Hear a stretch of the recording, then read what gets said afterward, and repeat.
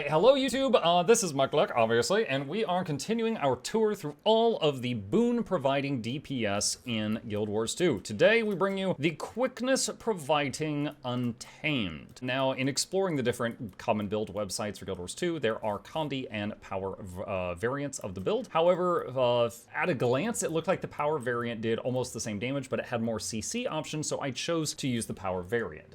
There is guides for this on both Guild Gen and Snow Crows, and they both missing some information that the other had, so I actually used a combination of the two of these to figure this out. So there's, power quickness there, power quickness here. So I used a bit of both of these, and funny enough, I actually was talking with the people who make the guides, and they're adding some stuff to them, just based on my own fumbling around. So that was kind of cool. It was like they were watching me try to put the triangle piece through the square hole, and they're like, oh my gosh, we need to make this more idiot-proof. So yeah, if you check those out in the future, you're welcome. Now, let's talk about the build itself. So first off, let's just do a quick example just to show that I have a decent understanding of the build. You notice I have a few boons from the terminal, and I just slapped some conditions on this guy. I am not giving myself quickness from the terminal because that's going to be my job. Right here is an add-on called Boon Table that I have not used in recent videos because I've been lazy about getting it fixed, and I finally got it fixed today. This will show you a percentage of how much quickness uptime I have had. So, and ambush, 2, 3, 4, 5, weapon swap, 1, 2, 3, 4, 5. And I interrupted my 5 on accident. That was an accident, so my DPS just suffered a little bit. And do that. Weapon swap, ambush again. 2, 3, 4, 5. And keep going, keep going. And weapon swap, do that. And then unleash self, ambush, weapon swap, ambush. 2, 3, 4, 5. And quickness uptime is currently 94% uptime and climbing, as long as I don't make a mistake. And 95 now, and yeah, we're also, if you look, at 27k DPS. All right, so almost 100% quickness uptime, and you could say that the little bit that wasn't there was because of my own making a mistake. And we were at 27k DPS before I stopped hitting the Golem. Now, let's talk about this build. First off, the rotation that I ended up coming to as a conclusion from, looking at these two things is rather simple. First off, I've mentioned before that the role that a boon DPS does can be divided into two things. One, providing the boon that they're recruited for, and two, the DPS. How does this thing provide boons? It's the ambush. Every time a Untamed swaps the unleash from their pet back to themselves with a 10-second cooldown, they do an ambush, which is the 1 key. So for example, this is me hitting the 1 normally. But if I unleash myself, it does this blender move with the hammer. With the sword, this is a normal sword hit, and I'm waiting for the 10-second timer. This is the ambush sword hit. Anytime you do an ambush, it will do a burst of quickness around you. Additionally, because of this trait, that 10-second cooldown is actually ignored, and when you weapon swap while unleashed, you will trigger the ambush again. So essentially, and I tried a lot of different things. To dumb it down, I tried different guides, different builds. I tried Diviner's Gear with this, doing 1 ambush with high concentration per weapon swap. I tried Berserker's Gear and doing 2 ambushes with low concentration per weapon swap. And the thing that got me the most damage while keeping near 100% boon duration, 100% if I play perfectly, was full Berserker's Gear, Rune of the Fireworks, which gives damage and a bit of boon duration. The weapons have force and impact on them, and this is hammer with sword and axe, and we're using these trait lines right here, and we also get some concentration from this, which helps out, and these skills. Okay, the pets are Tiger, and then if we need CC, we swap to the Gazelle. But the Tiger is out most of the time, all right? So what we essentially do here is we start with the pet ambushed. We use the F1 through F3 keys. You can just slam all of them at once, okay? And then you will swap to you, and you will do your ambush, and then 2, 3, 4, 5, and then weapon swap, and you can do the other ambush, 2, 3, 4, 5, and swap back to the pet, do this, and then you wait on this to come up again, swap back to you, ambush, swap, ambush. So essentially, every time weapon swap comes off cooldown, you make sure that you are unleashed, and you ambush with the old weapon, swap to the new weapon, ambush with a new weapon. Press other buttons for 10 seconds, ambush with the old weapon, weapon swap, and then ambush with the new weapon.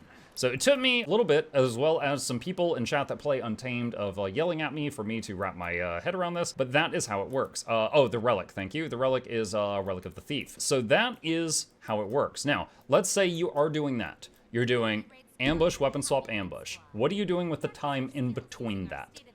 You're hitting 2 through 5. Literally on both weapon sets, I think it's almost ideal, but it's good enough. You're hitting 2, 3, 4, 5. And then if those are all on cooldown, you hit these two, unless you need to save this for a CC. Your CC with this build is the following. Storm Spirit will do 2 CCs because this makes it trigger twice. So you do Storm Spirit, and if you watch, it'll do Slam, Shake, hold on, Slam. The 2 slams are CCs. Frost Spirit is some light CC, and if your pet is unleashed, your hammer 3 and 5 are CC, and if you are unleashed, your sword ambush is a very, very small amount of CC. And then Axe 4 is a very small CC as well. Nothing to brag about. I would say the CC of this build is adequate. Also, you can swap to your Gazelle, and his F2 and F3 are CC also. So you've got a bunch of decent CC buttons. You don't have anything like Mesmer where you click one button and just smack something for 600 break bar or anything like that. But you've got a lot of like 1 to 200 break bar things that you can press in a row if you know what you're doing. So it was adequate. Additionally, some of the builds say they use Forest Fortification. This is basically, it's a 1 second cast time, and it gives you a lot of defensive boons, including a lot of stability, and then while you're hitting things, you reduce the cooldown of it. It's okay, but I felt like, what good is it in a raid setting if the boss does a huge knockback and 1 single DPS gives him self-stability and the other 9 people go flying? That's not usually what's gonna happen. Usually someone in your group is going to give stability to the whole party in order to negate that. So I didn't feel it was worth this, and what I ended up taking was Spirit of Nature, which is a 2-minute cooldown, revive 5 people. But because of this, it slams twice. So it's a 2-minute cooldown that revives 10 people, assuming they're all in range. And it actually saved the group one time in what a clutch maneuver. There was a moment during our testing today, we were fighting Deimos, and we accidentally got oil in the middle of the room. For those who don't know the Deimos fight, there's a bubble you have to run into to not die from one of his attacks in the center of the room. We couldn't get in the bubble because there was a giant no-no damage zone under it. So we were outside of it, and the only way to survive is if you have a block or an Aegis. And then we weren't prepared for that, so I was like, oh god, I'm gonna go. And I was like, wait a minute, doesn't the Untamed heal make you unkillable for 3 seconds? I hit it, I survived the death wave, and then I used Spirit of Nature and revived the whole raid.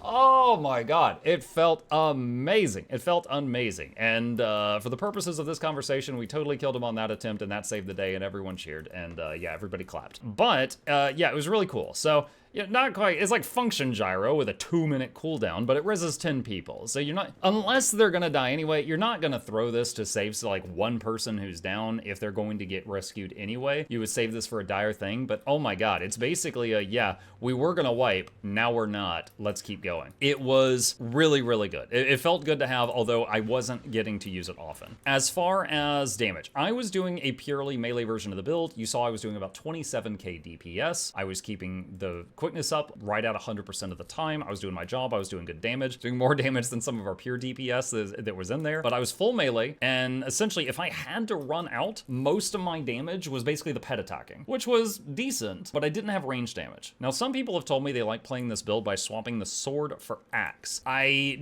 have tried like 3 versions of this build out today. I didn't have it in me to try a 4th version. So I haven't tested with axe. I don't know how much of a DPS loss that is, but you are swapping your weapons on a rotation. So just because you have one of your weapons as range with this build, that would not mean that you would be like, oh, I'm at range, time to swap to range. No, you might have swapped from range to melee because it's on your rotation, then you get forced to range, and you still, so it's still not going to just be there when you need it if you have it, but it is an option, I guess, and I have not, done like, major testing with it. But currently with this build, we're running a trait that boosts our damage when we're with a sword, so if you're gonna use an axe, you wouldn't take this trait, you take something else. There's another version of this build that runs marksmanship instead of nature magic. I tested one with marksmanship. I mentioned I tried multiple versions of this build. When I tested it with marksmanship, I got like 1k less DPS than when I tried it with nature magic, and nature magic also had double concentration and this double slam thing. And some people are probably like, how did you get more damage with nature magic? I'm pretty sure it was because of this trait right here that gives you bonus damage per boon you have. So that would be up to, 10+% bonus damage on top of everything else, and that made up for not having marksmanship. So it was really good. The build felt pretty good. I mean, you're basically just unga bunga.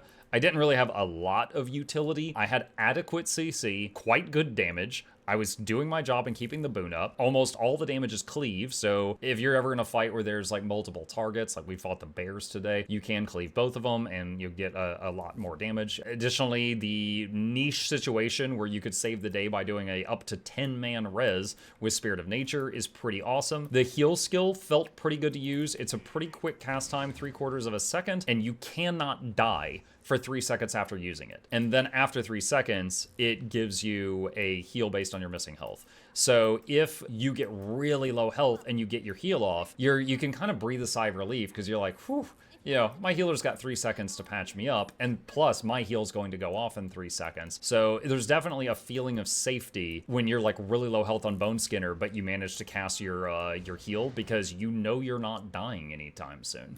So it felt nice to use in those situations. Also, it gives you either super speed or stability, depending on who the unleash is on. So like if your unleash is on your pet and you use the heal skill, it gives you stability. And that is something that you could utilize depending on the situation if you are good at that. One other thing I wanted to show is if I do remove boons from me and spawn a average golem, please spawn my golem. And then I am going to add only Alacrity, okay? So everything else is me. One more thing I wanted to show. I'm gonna run in here, make sure the unleash is on my pet. That's how I like to start with it. And do this, and 2, 3, 4, 5. Weapon swap, 1, 2, 3, 4, 5. If you look at my boons and look at the enemy's conditions, that's what I would like you to see. And then there are sometimes 25 stacks of vulnerability on the target, and we are also pumping out swiftness, fury, a bit of might, and also the quickness and stuff like that. And I'm kind of letting things fall off right now. So it's not to say that we're keeping 25 vuln on the target constantly, but the Storm Spirit does like 20 stacks of vuln, the Axe 5 does a lot of vuln, stuff like that. So you are pitching in with a smorgasbord of conditions and boons besides the main ones that you're getting invited to the group for. To the point where this build would probably feel fine in open world. Like part of the reason Reaper feels so good in open world is it gives itself 25 might, quickness, and gives the enemies 25 vulnerability all by itself, plus the second hit point bar. So it effectively has almost everything it would desire from a raid group while it's alone. This is close to that. So this will be effective. And now probably I wouldn't use the glass cannon tiger. I would use something more sturdy. If you're in open world, you want a pet that's just gonna tank for you. It just makes it more chill, you know, like a drake or a bear or something. But if you do that and you're just playing this build as it is right now, plus you got a nice 21k health. Even though I'm in full berserker gear, you know, ranger with jade core, we're sitting at 21k health, sitting pretty with that. It felt good. It felt good. So overall, I didn't have too much trouble learning this because once I figured out the ambush thing, which is just every 10 seconds, unleash self, ambush, weapon swap, ambush, and then 2, 3, 4, 5. And then these 2 skills if they're up. 10 seconds later, ambush, weapon swap, ambush, 2, 3, 4, 5. And once I figured that out, it wasn't that bad. And then anytime I move the unleash to my pet, I just slam this whole chunk of the keyboard.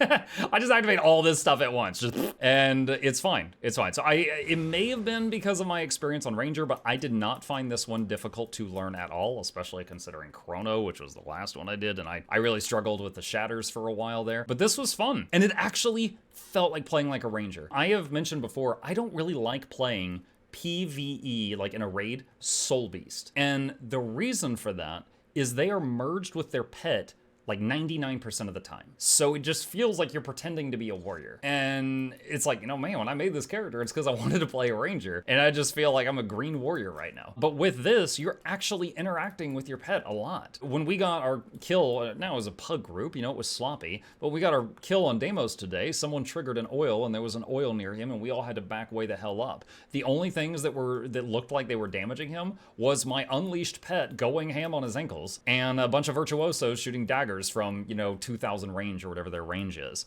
And, you know, they chipped him down and finished him off and we got the kill. We didn't have to wipe it. So it felt good, you know. If I had an axe, maybe I could have done a bit more damage, but, you know, the pet is just over there just going ham the whole time. And it was good. It was good. So yeah, I think I've gushed about this enough. I enjoyed this one. I don't know if I enjoyed it more than Scrapper. Scrapper was my favorite before this one. It's close. It's close. Just in terms of personal enjoyment and how it felt to run. And, you know, Scrapper can resurrect 1 to 3 people every 20 seconds. This can resurrect 10 people with a 2-minute cooldown. I love having that in the back pocket. Definitely lets me feel like I've got more control over the situation. And the kit itself was nice. I think the hammer could use a block, but it doesn't have one. But the kit was nice. But yeah, that's it. And if you have any tips or tricks on how you think Soulbeast Untamed could have been played better, because although I know Ranger quite well, I don't play Untamed very much. So this was a learning experience for me. I actually had to read some of the hammer tooltips. For those that don't know, the hammer changes based on whether you're unleashed or leashed. But yeah, leave them in the comments down below and I'll fight you there.